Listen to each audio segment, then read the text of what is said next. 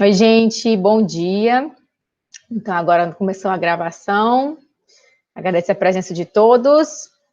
E hoje vamos dar continuidade ao nosso assunto sobre recurso. Então, a gente estava falando na aula passada sobre os principais pontos dos recursos. Hoje, eu gostaria de destacar com vocês algumas peculiaridades em razão do recurso, mostrar como que se faz o recolhimento das custas, o pagamento da guia de recolhimento para a União. Vamos ver como emitir um depósito judicial, uma guia do depósito recursal. Vamos também ver como é que faz na prática um agravo de instrumento para a gente poder ter um acesso mais prático à aula passada, tá ok? Então, a gente vai só pontuar algumas situações na prática, como que um recurso ele é cabível ou não, quando a decisão interlocutória pode acatar ou não, esses efeitos do recurso, enfim, é mais um complemento. Um complemento também, gente, aos vídeos que já estão lá na videoteca. Então, quem não acessou, nós temos os vídeos falando sobre os pressupostos de admissibilidade, nós temos os vídeos falando sobre o recurso de revista, temos os vídeos falando sobre os recursos em gerais. Então, não deixem de acessar os vídeos que já estão disponibilizados na videoteca, em complemento da aula passada e o da aula de hoje, certo?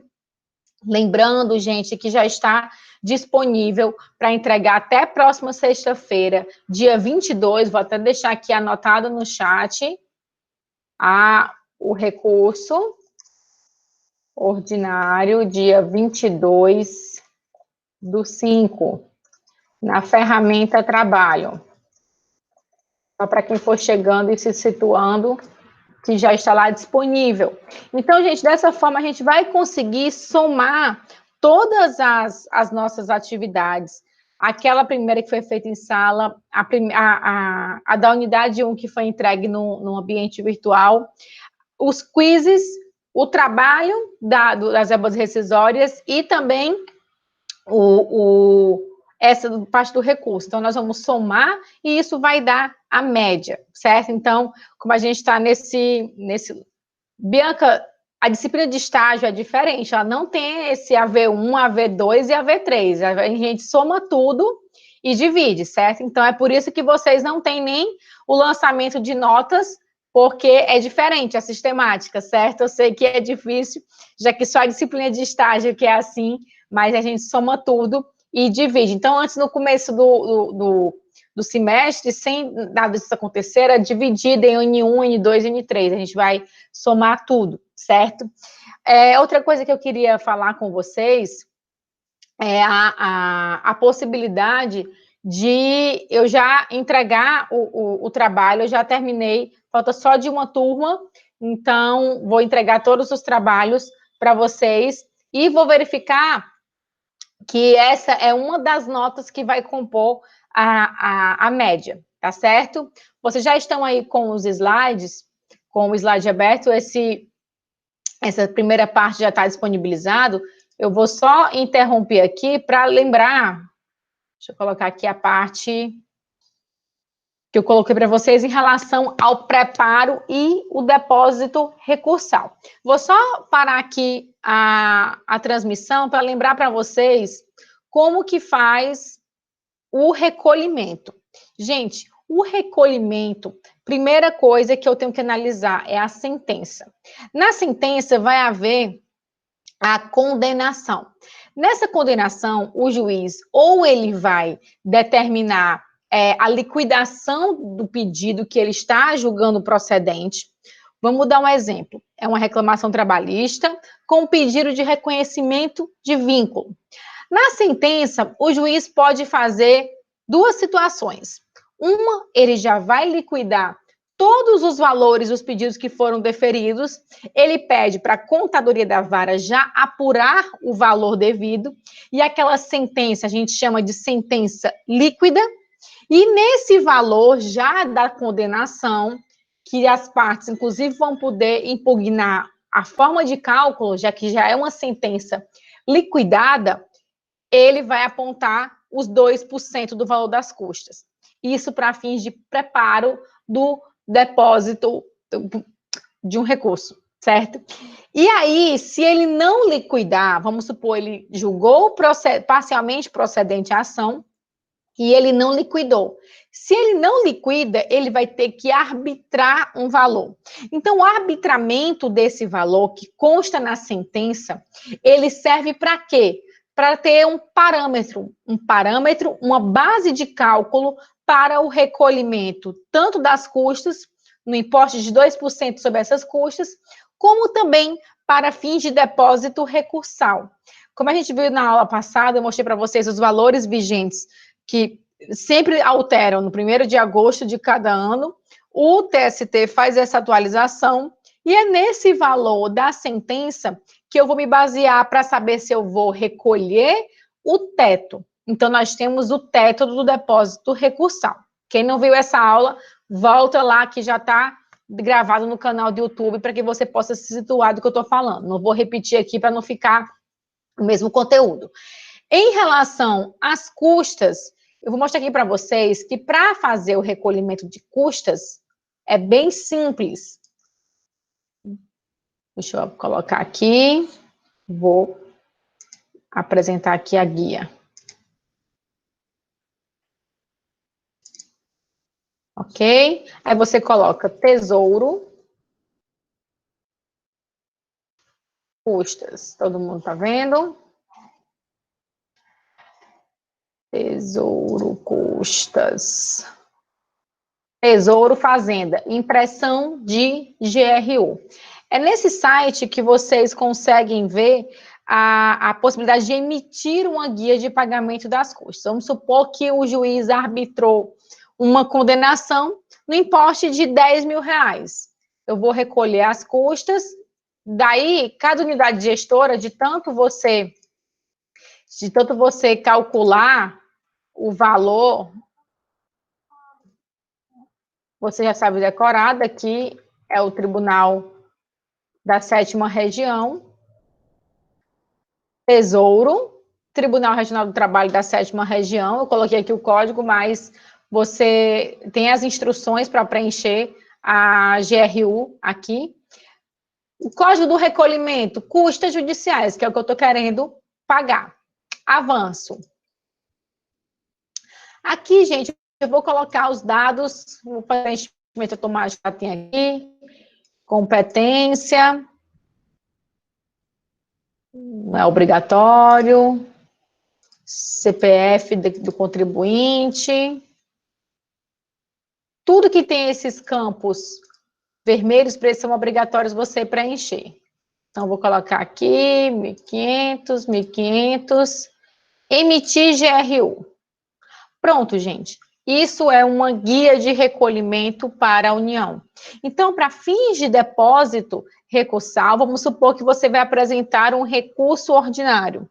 Esse preparo, você tem que demonstrar 2 pagamentos se você tiver sido a parte vencida, a parte sucumbente e tiver algum tipo de condenação pecuniária. Então, você vai pegar o valor dessa GRU, vai fazer o pagamento, verifique que tem agora um código de barras, antes não tinha, você precisava recolher ou num banco ou na guia específica de pagamento de impostos, mas aqui você faz de forma mais fácil e agora tem código de barras, o que é muito mais fácil de ser pago em qualquer instituição financeira, tá? Daí, já recolhendo o valor das custas, vamos dar uma olhadinha como que faz o recolhimento do depósito recursal. O depósito recursal, gente, você consegue emitir pelo próprio PJE, o que é muito fácil. Então, vou aqui abrir para vocês. Vou aqui projetar. Para que vocês possam ver a simplicidade de apurar uma guia. Vamos aqui. Vou compartilhar a tela com vocês para vocês acompanharem.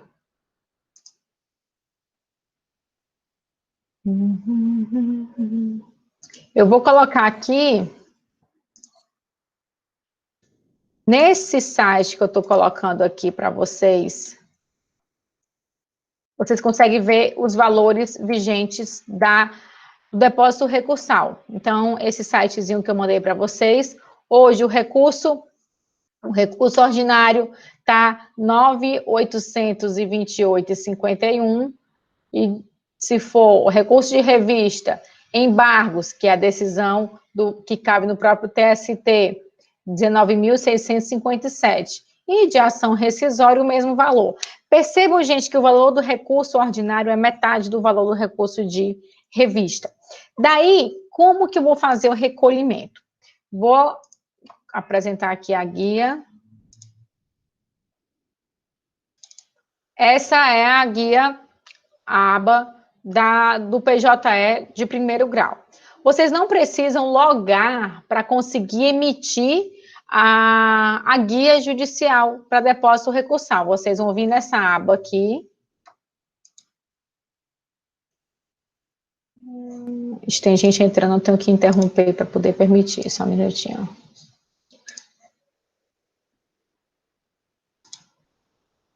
Deixa eu emitir aqui. Bianca, eu falo gerar justiça gratuita, tá? Só entrar aqui, gerar boleto de depósito judicial. Aí você vem aqui, coloca o número do processo, deixa eu pegar aqui o número de um processo. Um que exista. Porque aí a gente consegue analisar a emissão. Deixa eu entrar aqui, pegar o número de um processo.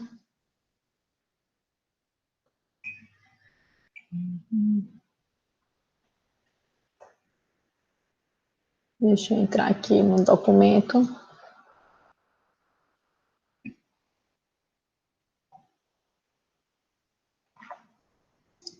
Bom, vou pegar aqui um.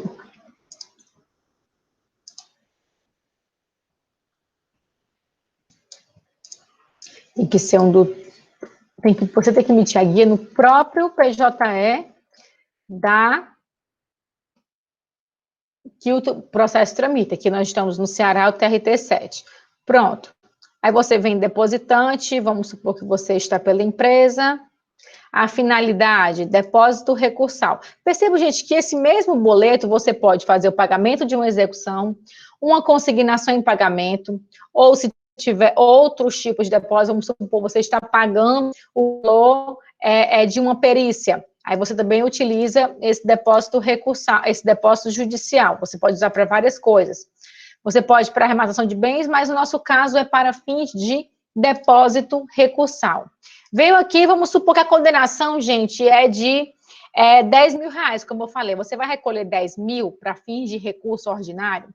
Não, você vai recolher o teto. E o teto é 9.828,51, como eu mostrei para vocês. Gente, percebam que a data do vencimento, você pode botar a data que você quiser. Isso não significa que é a data que está no boleto, que é a data da preclusividade. Nós já vimos que o depósito recursal, ele tem que ser recolhido junto com o prazo. E, obviamente, que o prazo do RO, que são de 8 dias úteis, eu não posso colocar o vencimento. Vamos supor que se estivesse correndo o prazo, não está agora, porque aqui foi suspensa o curso do processo, foi suspenso o curso do processo dos prazos processuais. Vamos supor que publicou hoje e não tivesse suspenso. Publicou hoje, nós vimos na aula passada que começa a contar no próximo dia útil. Então, começaria a contar no dia 18. Vamos aqui contar comigo. 1, 2, 3, 4, 5, não contabiliza dia não útil, 6, 7, 8. Gente, o último dia do prazo é dia 27 de maio. Você quer que o seu cliente pague no último dia do prazo? Não. Então, você coloca o vencimento um dia antes. E aí você pode colocar a observação aqui, depósito recursal de recurso ordinário. Gerar o boleto. Salve em PDF. Vou abrir aqui para vocês. Só um minutinho que vai abrir. Tenho que transmitir. Deixa eu interromper aqui o compartilhamento e transmitir aqui para vocês. Uma janela. Pronto. Estão vendo aí a guia de depósito recursal, que também é um código de barras. Aí você está vendo que tem todas as informações. Tem aqui o tribunal, a vara, porque você colocou o número do processo, quem são as partes, o número da conta judicial e a informação de que é um depósito recursal para fins de depósito de recurso ordinário. E o valor. Percebam um dia que o vencimento não tem nada a ver com a preclusividade do prazo, ok? Então, é algo bem simples, mas que muitas vezes você se forma e acaba não vendo como é. Participação especial da Lavínia. Você acaba não vendo como é feito na prática. Então, quem às vezes nunca estagiou e vai advogar, vai fazer a emissão de uma guia pela primeira vez naquele momento. Então, para vocês praticarem é muito simples, basta entrar no site. Gente, tome chuva. Basta praticar, e aí você acessa no site do Tesouro para emitir uma guia das custas, e você acessa no próprio PJE do tribunal que você deseja emitir a guia. Aí você pode colocar qualquer número de processo, e aí vocês vão emitir e vocês vão ver que é algo bem simples. Gente, a questão que eu queria também ver com vocês, eu coloquei os valores vigentes, e vou abrir aqui a CLT, que a Bianca está fazendo aqui uma pergunta. A questão da gratuidade, Bianca. Gente, a parte da gratuidade, nós temos que ter em mente que quem é beneficiário da justiça gratuita está isento do recolhimento do depósito recursal. Isso desde a reforma trabalhista. Lembrando, gente, que antes da reforma, não isentava o depósito recursal, mas apenas o recolhimento das custas. Só que a 13467 de 2017 trouxe essa mudança. Então, cuidado quando vocês forem estudar e, às vezes, pegar uma jurisprudência e falar, mas a jurisprudência é de 2020. Mas, se você for analisar o processo é mais antigo e a data de interposição do recurso pode ter sido anterior da reforma e gerar um pouco de confusão. Não sei se foi isso que aconteceu com você, Bianca.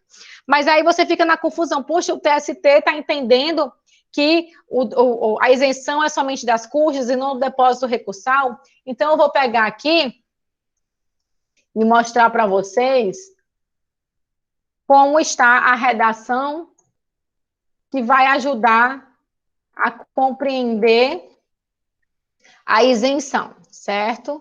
Deixa eu pegar aqui.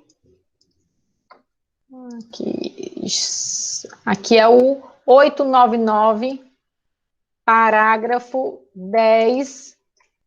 Acompanha aí. 899, parágrafo 10, eu coloquei no chat. São isentos do depósito recursal os beneficiários da justiça gratuita, entidade filantrópica e as empresas em recuperação judicial. Então, se uma dessas três pessoas, ou beneficiários de gratuita ou entidade filantrópica, ela for, recuperação judicial, ela for interpor um recurso, ela não vai precisar fazer o recolhimento do depósito recursal, certo? Então, isso foi uma alteração trazida pela 13467, que é a reforma trabalhista. Agora, gente, empresa em recuperação extrajudicial. Gente, não está contemplada no parágrafo 10. Então, por essa razão, você tem que identificar que esse tipo de benefício, ele é restrito ao que está indicado no 899, certo? Então, não deixem de ver que é um tipo de benefício da justiça gratuita, mas também, além dos que são beneficiários da justiça gratuita, as entidades filantrópicas e de recuperação judicial, certo? Deu para entender, Bianca? Tranquilo? Posso passar adiante? Enquanto a Bianca não responde, vou passando aqui adiante. Tá ótimo. Se tiver alguma dúvida, a gente pode mandar aí no chat que a gente vai discutindo. Então, vocês já viram como é que faz o recolhimento das custas e do depósito judicial para fins de depósito recursal. Gente, nós falamos na aula passada sobre os efeitos do recurso. Então, voltando aqui a falar com vocês, eu acho importante nós termos em mente que a questão do cabimento, da adequação, para saber se a decisão ela é recorrível ou não, se faz necessário para que a gente esclareça que a partir do momento que eu tenho um recurso, esse recurso traz uma série de possibilidades diante daquela situação. Eu falo que na aula passada nós falamos sobre a questão de que eu posso já iniciar uma execução provisória, mesmo sem o trânsito em julgado? Posso. Por quê? Porque eu não tenho efeito suspensivo desse meu recurso e toda a matéria, ela passa a ser novamente analisada pelo juízo ad quem. Então, tudo aquilo que já foi suscitado, não necessariamente está descrito na decisão da sentença, eu no recurso ordinário, aquele juízo vai poder apreciar toda a matéria. Então, é importante nós, além do efeito devolutivo, que já foi comentado, nós falarmos que a decisão proferida pelo juízo ad quem, pelo juízo que vai apreciar o mérito, ela tem também o caráter substitutivo. O que quer dizer isso? Gente, se a sentença da vara reconheceu o vínculo de trabalho numa eventual reclamação trabalhista, mas negou, por exemplo, a indenização por danos morais, vem o tribunal e vai dizer: não, em relação ao reconhecimento do vínculo, eu mantenho, mas eu vou reformar a decisão da vara para fins de condenar a parte reclamada à indenização de R$10.000 pelos danos materiais sofridos pelo reclamante. Percebo que nesse ponto, nessa matéria, aquela decisão que reformou a sentença da vara, ela tem caráter substitutivo. A gente chama assim porque quer dizer que ela está em substituição àquela parte da decisão que foi reformada. Então, é como se eu tivesse um pedaço da sentença que ainda vai estar válido e outro pedaço do acórdão. Parece que pode pegar um pedaço daqui, um pedaço dali? Pode, gente. Quando nós formos ver na próxima unidade de execução, e a gente vai iniciar uma execução e precisa liquidar para o juiz, aí a gente vai poder apresentar quais são os valores devidos em cada uma das decisões, a gente pega o trechinho de uma, o trechinho de outra, se tiver embargo de declaração, pega o trecho, e demonstrando que um pedaço de cada decisão é que vai formar toda a prestação jurisdicional, certo? Então, quando eu tenho um recurso, eu evito que aconteça, que se opere o trânsito em julgado. A gente chama isso de efeito obstativo, por quê? Porque enquanto tiver recurso, aquela decisão não transita em julgado. E como é uma certidão de trânsito em julgado, certifica que, depois daquela decisão, as partes não interpuseram recurso. Depois que termina o prazo do recurso, o servidor vai emitir a certidão atestando o trânsito em julgado, ou seja, a imutabilidade daquela decisão. Então, a gente chama isso de caráter obstativo.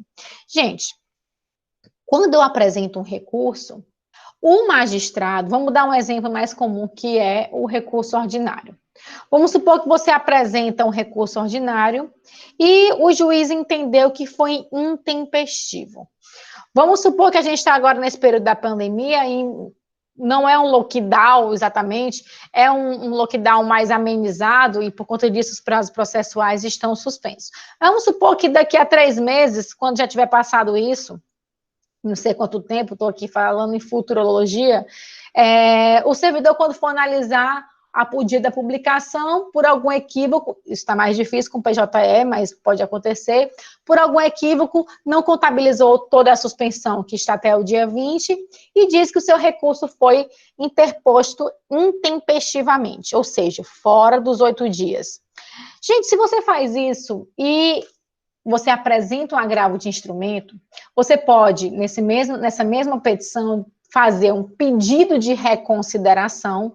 Olha, excelência, não é bem intempestividade, está aqui o dia do prazo, publicou tal dia, teve a suspensão, está aqui o dia do protocolo, então não é intempestivo. Mas, caso Vossa Excelência entenda que não há tempestividade, apresenta-se agravo de instrumento. Vamos já ver como é que faz o agravo de instrumento. Então, percebam que o juízo, por isso que a petição ela é dirigida ao próprio juízo que proferiu a decisão, na folha de rosto, na peça inicial, ela é dirigida pelo próprio juízo que proferiu a decisão recorrida, e ele vai analisar, e se ele entender que estão preenchidos os pressupostos de admissibilidade extrínsecos, ele vai remeter ao juízo superior. Mas percebam, gente, ele pode fazer o juízo de retratação. E ele, na hora que verificou aquele agravo de instrumento, caramba, teve uma contagem no prazo mesmo. Então, esse prazo, ele é tempestivo e pode conhecer do recurso ordinário que ele mesmo trancou, ele mesmo negou o segmento.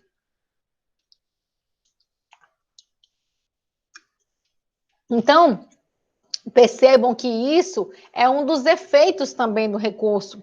Ele pode ter esse efeito regressivo de admitir que o próprio juiz ele pode se retratar, ele pode reconsiderar o próprio despacho, certo? Então, é importante nós termos isso em mente. Essa questão, deixa eu só, tem mais gente entrando.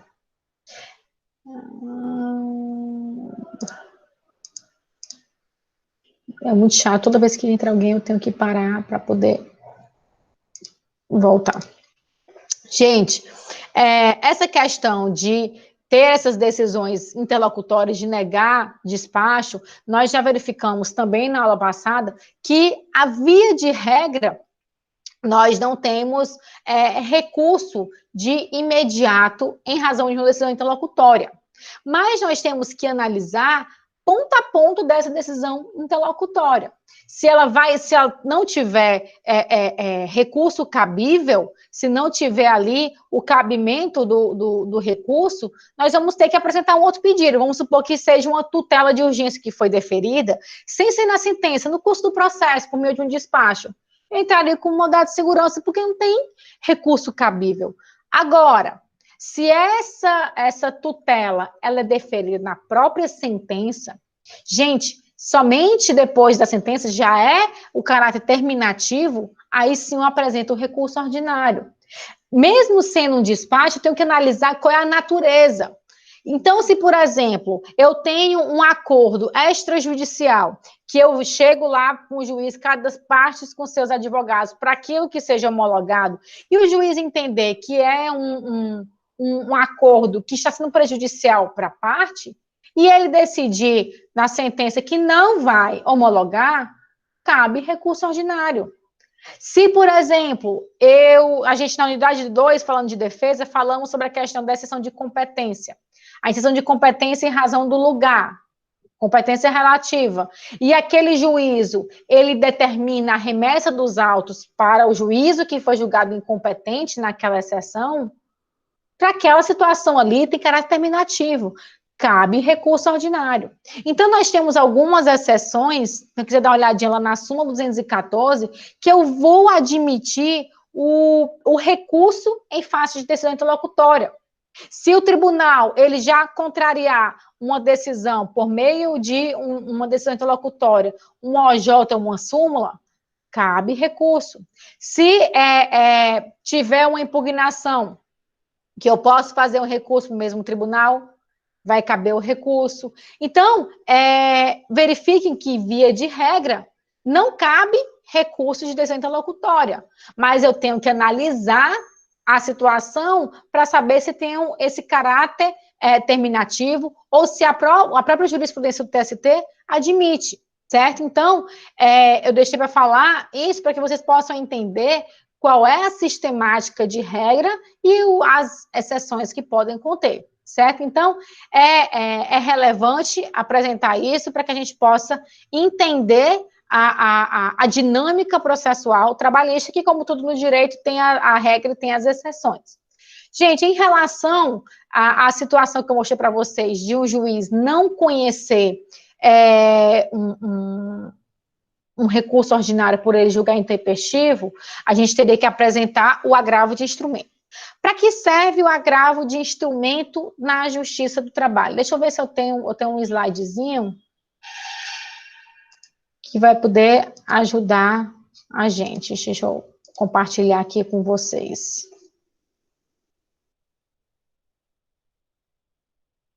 Vou entrar aqui. Vou botar uma janela.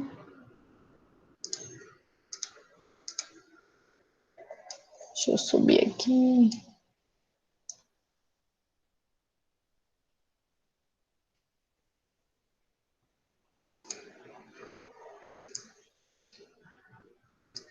Sumir, apresentar.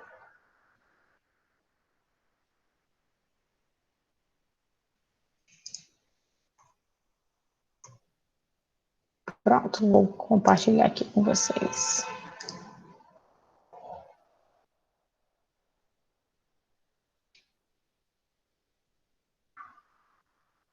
Pronto. Percebam aí, gente, a parte do agravo de instrumento. O agravo de instrumento, ele vai ter uma finalidade de destrancar o recurso. Ou seja, vamos dar um exemplo. Você apresentou recurso ordinário e ele não foi conhecido, porque foi intempestivo, porque não cumpriu o preparo. O juízo de admissibilidade é feito pelo próprio juízo ACO, pelo próprio juízo que proferiu a decisão. Então, vamos dar um exemplo de que você apresentou o recurso ordinário e ele foi obstado. Vamos dar um exemplo da justiça gratuita. Você pediu a justiça gratuita, o juízo não deferiu a justiça gratuita, e aí você apresenta um recurso reiterando a justiça gratuita, ele entendeu que houve a deserção. Aí você apresenta agravo de instrumento. Agravo de instrumento, eu preciso fazer recolhimento? Gente, você tem que fazer o recolhimento do agravo de instrumento de 50% do recurso que você pretende destrancar. Então, se você está apresentando um recurso de revista e ele foi trancado, o recurso de revista, ele tem o depósito recursal necessário de 19.657,02. E se você pretende destrancar esse recurso e ainda não atingiu o teto que foi arbitrado na sentença pelo juiz, você vai pagar 50%. Ou seja, 9.828,51. Então, vocês têm que levar em consideração que é também preciso fazer o preparo. Gente, na hora que eu apresento o agravo de instrumento, eu apresento a minuta, e da mesma forma que no recurso eu tenho que dar o mesmo prazo para a outra parte contrarrazoar, aí no agravo de instrumento, eu também tenho que dar esse prazo, mas eu não chamo para contrarrazoar, eu chamo para contraminutar. Então, eu apresento a contraminuta no mesmo prazo de 8 dias. Eu sei que eu estou falando aqui de recurso ordinário 8 dias, de agravo de instrumento 8 dias, de recurso de revista 8 dias, agravo de petição também são 8 dias, mas não são todos os recursos que são de 8 dias. Então, a gente verificou que tem os embargos de execução, tem embargos de declaração, que são 5 dias. Então, na dúvida, você chutaria numa questão objetiva 8, mas não são todos, tá, gente? Então, é mais fácil de aprender a contagem dos prazos na Justiça do Trabalho, porque a maioria são de 8 dias. Então, eu tenho que fazer o depósito, e aqui eu estou colocando uma peça de rosto do agravo de instrumento. Você faz a identificação da parte, lembrando que do agravo de instrumento, você vai fazer da mesma forma, colocando a primeira peça, depois colocando a minuta, você vai fazer a fundamentação, lembrando que você tem que apresentar o fundamento legal, no caso do agravo de instrumento, é 897, a linha B, aí você vai pedir que depois de analisadas as providências de estilo, que você encaminhe para o tribunal ad quem. Faço esse encaminhamento e aqui na outra página estou colocando já a minuta. Gente, da mesma forma eu vou apresentar de forma organizada, o número do processo, quem é o agravante, quem é a agravada. Lá no recurso eu chamo de recorrente e recorrida. Aqui eu vou chamar de agravante e de agravada. Aí você vai trazer a tempestividade, demonstrar o preparo, a representação e vai partir já para a minuta. Nas razões, no recurso a gente chama de razões. No agravo, a gente chama de minuta, por isso que a gente fala contra-razoar para razões e contra-minutar para o caso de agravo, tanto no agravo de instrumento como agravo de petição. Eu vou mostrar aqui para vocês um modelinho de agravo de instrumento, para vocês verificarem só como é a estruturação do agravo de instrumento. Vou pegar aqui um exemplo de agravo de instrumento em recurso ordinário. Deixa eu projetar aqui para vocês.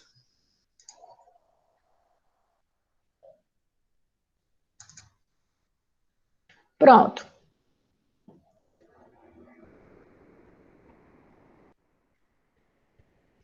Pronto, aqui é a primeira peça. Deixa eu diminuir aqui o zoom. A primeira parte, que é a primeira peça, que você coloca o direcionamento, endereçamento, agravo de instrumento, recurso ordinário. Não precisa, gente, qualificar novamente tudo. Você vai dizer a parte já devidamente qualificada, porque você já qualificou e, obviamente, via de regra, isso praticamente não muda. Fundamento legal no 897, nos termos da minuta anexada, a qual impôs as providências de estilo, gente, analisar os pressupostos de admissibilidade, tá? Deve ser encaminhada ao Egrégio Tribunal do Trabalho da 7ª Região, aqui é porque é do Ceará, para que dela conheça e acerca do seu inteiro teor delibere. Impende logo atestar a tempestividade do recurso. O despacho denegatório do recurso ordinário do reclamante foi publicado no dia tal, iniciando o quitídio, que são 8 dias, no dia tal, e se encerrando no dia tal. Tempestivo, portanto, pede deferimento, e na página seguinte você começa com a própria minuta. O endereçamento, o número do processo, minuta de agravo. Geralmente a gente coloca um ato de deferência, e já começa colocando qual é a decisão que você está impugnando, que você está vergastando. Então, verifique que eu tenho essa incorreção. Para dirigindo. Samuel, não tem essa exigência. Você pode colocar ao juízo ou à própria parte. Você pode utilizar o CPC. Não existe essa formalidade, mas o que não traz, sendo contrário à CLT, pode sim ser aplicado, certo? Mas na prática eu vejo muita gente já colocando ao juízo, porque é um CPC, mas na prática você pode colocar qualquer um dos dois. E aí, da incorreta decisão, denegatória, vai fazer o recolhimento das custas. Aqui, gente, foi um caso que não houve o recolhimento do preparo, porque estávamos pugnando pela justiça gratuita. Imagine que a pessoa já não tem condições de pagar, você já requereu isso. O fato de o juiz indeferir não faz com que você também tenha que recolher para poder recorrer. Então, a gente está justamente impugnando isso. Aqui é o despacho que negou seguimento ao recurso. Você fundamenta que o benefício da justiça gratuita pode ser requerido em qualquer tempo, em qualquer jurisdição. Estou aqui colocando o artigo do CPC, que fala que se eu estou pugnando pela gratuidade da justiça, eu estou dispensada de comprovar o recolhimento. E eu quero mostrar para vocês a parte final de um agravo de instrumento. Ante todo supra-razoado, requer o recorrente, se digno vossas excelências, dar provimento ao agravo de instrumento. Qual é o pedido do agravo de instrumento? Reformar a decisão agravada para receber, processar e julgar o recurso ordinário interposto. Então, o agravo de instrumento, da mesma forma que o recurso ordinário, você vai requerer o seu provimento para reformar uma decisão. O agravo de instrumento, ele tem uma finalidade, que é destrancar o recurso. Então, você sempre vai pedir que o agravo de instrumento seja provido para que o despacho ele seja reformado, o despacho denegatório daquele recurso que foi trancado. Então, você ao apresentar o agravo de instrumento, é importante ter em mente que esse agravo de instrumento serve apenas para que o seu recurso que foi trancado seja conhecido, certo? Então, você pode reprisar as razões do recurso, mas o objetivo único do agravo de instrumento na Justiça do Trabalho é esse. Nós temos o agravo de petição também, mas o agravo de petição, gente, nós vamos ver isso na próxima unidade, falando sobre execução. O agravo de petição ele vai ser cabível de sentença proferida na vara na fase de execução. A gente vai falar isso de liquidação.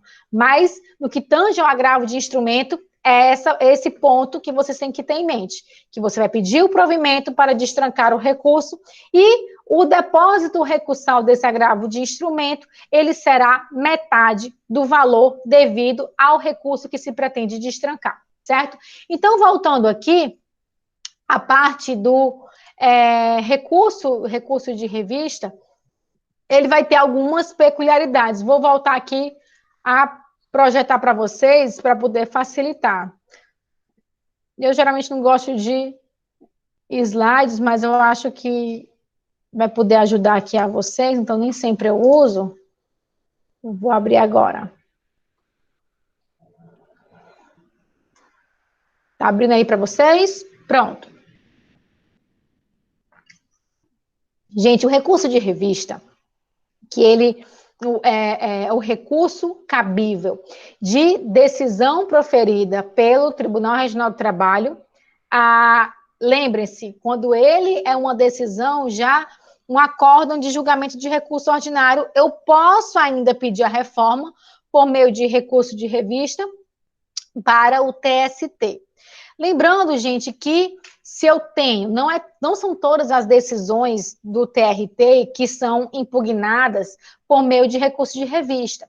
Se eu tenho a competência originária do Tribunal Regional do Trabalho, vamos supor o julgamento de uma ação rescisória, para o TST vai ser cabível o recurso ordinário. Lembre-se que o recurso de revista, ele é cabível de decisão que já julga o recurso ordinário, que não é a competência originária, certo? Então, o recurso de revista, ele vem desde 2014 trazendo uma série de alterações, e lembre-se, é sempre no intuito de restringir ainda mais o conhecimento de um recurso pela instância superior. O recurso de revista, ele é julgado pelo Tribunal Superior do Trabalho. Então, cada vez mais ele tem sido modificado, esse artigo, para trazer mais elementos que dificultem ainda mais a recorribilidade das decisões em sede de julgamento de recurso ordinário. O objetivo é com que haja um desafogamento da instância superior na Justiça do Trabalho. Então, nós vamos verificar que está cada vez mais específico, estão cada vez mais detalhistas as minúcias em relação ao cabimento do recurso de revista. Vou mostrar aqui para vocês que o recurso de revista, gente, eu preciso demonstrar ou violação direta à lei ou à Constituição Federal, ou eu tenho que demonstrar uma divergência jurisprudencial. O que quer dizer isso? Eu tenho uma decisão proferida vamos dar um exemplo, aqui no Ceará, o Tribunal Regional do Trabalho, ele fez o julgamento que entendeu que a perda do movimento de um braço equivale a uma indenização de 50 mil reais, e eu tenho entendimento de outro tribunal, do TRT 6, que ele entende que, em caso análogo, ou seja, também a perda do movimento de um braço causado por acidente de trabalho, ele é indenizado por 150 mil reais. Eu posso apresentar um recurso de revista demonstrando que, para uma mesma interpretação de lei federal, vamos supor, o artigo 927 do dano moral, eu tenho uma interpretação divergente. Eu tenho um entendimento diferente de dois tribunais. Não vou ter que pegar essa decisão que diverge da que eu vou impugnar, da que eu vou recorrer, e vou pedir para o TST se manifestar. Ele apresentar, então, uma decisão substitutiva, que é um dos efeitos do recurso, para aquela situação, para aquela matéria que foi, que impugnou aquela decisão. Então, percebam, gente, que da divergência jurisprudencial é quando tem uma interpretação diferente de outro Tribunal Regional do Trabalho, de contrariar uma súmula do TST, de contrariar uma súmula vinculante do STF. Então, para que eu possa entender as peculiaridades de um recurso de revista, que ele é único, eu tenho que analisar também as novas peculiaridades que foram trazidas com a questão da transcendência. Samuel aqui está perguntando... Não, são bem específicos, Samuel, aqui. Tem a questão do recurso extraordinário, que você tem que demonstrar repercussão geral, violação direta à Constituição, mas o recurso de revista, eles estão bem peculiares às suas exigências, tanto que, por exemplo, se você apresenta o recurso de revista, você tem que demonstrar a questão da transcendência, que é algo que é somente inerente ao recurso de revista. Essas transcendências que eu vou já mostrar para vocês, mas vou já chegar nesse ponto. Analisem, gente, que, para ser bem específico do recurso de revista, na fase de execução, eu só vou admitir recurso de revista se houver violação direta à Constituição. E não é uma violação que pode ser meramente reflexa, como se fala, que é apenas uma que pode violar a questão do devido processo legal, ela tem que ser uma afronta direta e literal. Da mesma forma, se for um rito sumaríssimo, eu também não vou admitir recurso de revista, exceto se tiver essa violação direta prevista no 896, certo? Então, já estou mostrando para vocês aí uma série de peculiaridades inerentes ao recurso de revista, que a parte deve prontamente apresentar isso nas razões do recurso, sob pena de o recurso sequer ser conhecido. Então, indicar o trecho da decisão que você pretende impugnar, eu tenho que demonstrar isso para que aquela decisão, naquele fato específico, ela seja pré-questionada. E o que é pré-questionar uma matéria? É identificar exatamente qual o trecho literal da decisão que traz esse argumento que você está querendo formar. Tem uma súmula do TST, a 126, que veda que o TST reexamine fatos e provas. Então, o TST, gente, ele vai pegar o acórdão regional e vai fazer uma análise somente do que está consignado no acórdão. Por isso que, se o tribunal não se manifestou sobre um fato imprescindível, vamos supor, nesse mesmo caso da perda da funcionalidade de um braço por conta de um acidente de trabalho, o único funcionário que presenciou que aquele acidente foi ocasionado dentro da empresa por falta de equipamento de proteção, por exemplo, e o tribunal se manteve silente sobre aquele depoimento que essa testemunha disse ter presenciado o acidente de trabalho e nega, por exemplo, a indenização pelos danos morais, você tem que pedir para que esse tribunal se manifeste expressamente, que faça um pronunciamento no acórdão sobre aquele fato. Nem que ele não mude a decisão, você apresenta embargos de declaração para fins de pré-questionamento. Aquele fato, ele tem que estar consignado na decisão que será vergastada. Então, é importante que vocês apresentem isso no trecho da decisão, Patrícia, eu apresentei embargos de declaração, mesmo para fins de pré-questionamento, e o tribunal permaneceu omisso. Aí vai caber a negativa de prestação jurisdicional, que a gente já falou isso lá na parte de sentença, na unidade 4, quando estávamos falando que toda decisão tem que ser motivada. E a ausência desse pronunciamento que você requereu por meio de embargos identifica-se como negativa de prestação jurisdicional, que vai gerar nulidade daquela decisão. Então, você vai requerer no recurso de revista a nulidade daquele acórdão por negativa de prestação jurisdicional, e tem lá no artigo 93, inciso 9 da Constituição.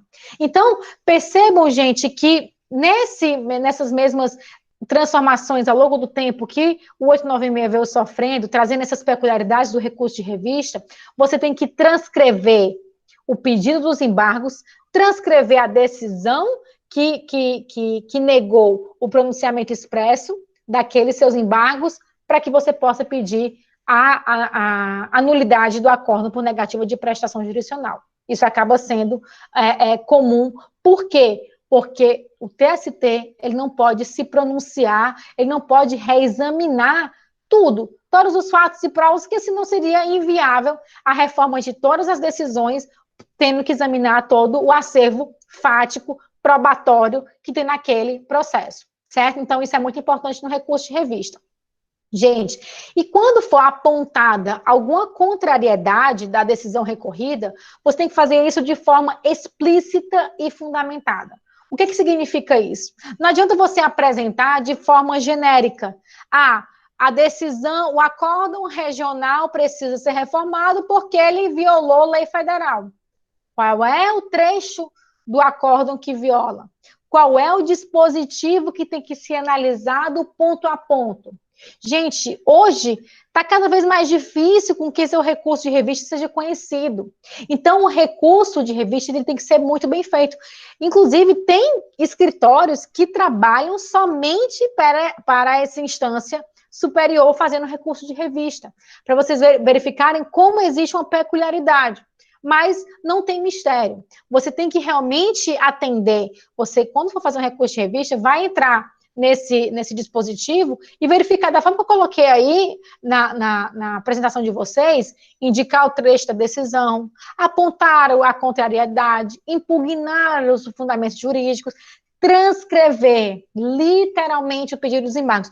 Gente, eu já vi recurso de revista que o advogado pega, transcreve toda a decisão impugnada, coloca 3 páginas de acórdão e fala, tá aqui a transcrição.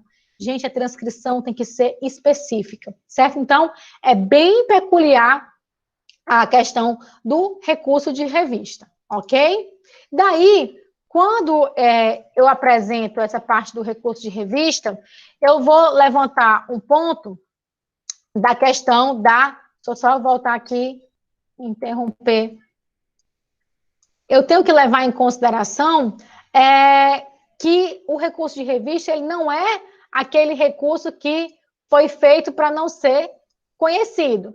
Se o recurso ele não for conhecido e você entender que cumpriu todas as exigências desses elementos, você vai apresentar agravo de instrumento, como mostrei para vocês. Outro ponto que nós devemos ter em mente, deixa eu abrir aqui a CLT, é em relação à transcendência.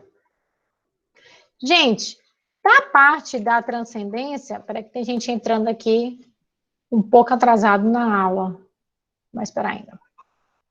Da parte da transcendência, é uma exigência que foi trazida para que eu pudesse analisar se aquele recurso de revista precisa ser conhecido pelo tribunal por conta de que ele é algo relevante, é algo que transcende meramente a questão da matéria, da lide entre as partes. Então, nós temos a questão da transcendência econômica, vamos supor, é um elevado valor, é um recurso que precisa ser apreciado, porque ele vai gerar um prejuízo econômico para alguma das partes, e por isso é necessário que ele seja conhecido. Eu tenho a questão da transcendência social, que eu estou violando algum tipo de direito que foi previsto na Constituição, a transcendência política, que eu preciso que o tribunal se manifeste sobre qual é o seu posicionamento em relação àquela matéria. Então, quando eu apresento um recurso de revista, eu tenho que dizer qual é a peculiaridade, qual é a necessidade do Tribunal Superior ter que analisar aquela questão, se a decisão já foi proferida pelo Tribunal Regional e você ainda assim se resigna, se inconforma com aquele julgado. Por que que ele deve ser apresentado? Por isso que essa transcendência social, econômica, política, jurídica, você acaba trazendo para o seu recurso. E na própria CLT diz que se um despacho que denega, nega provimento ao conhecimento do seu recurso com base na ausência de transcendência, ele é irrecorrível. Então, basicamente, gente, hoje está cada vez mais difícil que o recurso de revista ele acabe sendo admitido pelo Tribunal Superior do Trabalho, que o objetivo faz com que já se encerre na própria segunda instância, no próprio Tribunal Regional, para que se chegue ao TST apenas as questões mais peculiares. Então, o objetivo é de demonstrar para vocês que, apesar de não ser um recurso cobrado em concurso, não cair em exames de ordem, algo relevante para que vocês possam identificar que, na vida prática, a gente precisa de um recurso de revista. Então, quando eu falo sobre recurso de revista, eu acho sempre interessante só pontuar que ele vai sim ser conhecido, que eu posso sim conseguir a nulidade de um acordo regional, mas eu tenho que atender a todas as especificações legais que foram trazidas pela CLT ao longo dos anos, que foi incrementado na lei de 2014, que foi acrescentado também na parte da reforma trabalhista, e eu tenho certeza que ao longo dos anos vão trazer outras e outras mais restrições, porque o objetivo é de conferir maior celeridade ao processo do trabalho. Então, gente, essas questões associadas já com a aula passada, com os vídeos que já foram gravados, estão na videoteca. Verifique se vocês tiverem alguma dúvida. O nosso trabalho, que é sobre um recurso ordinário, sobre o caso da sentença e da ata de audiência, que já está disponibilizado no ambiente virtual, já está lá no Unifor Online.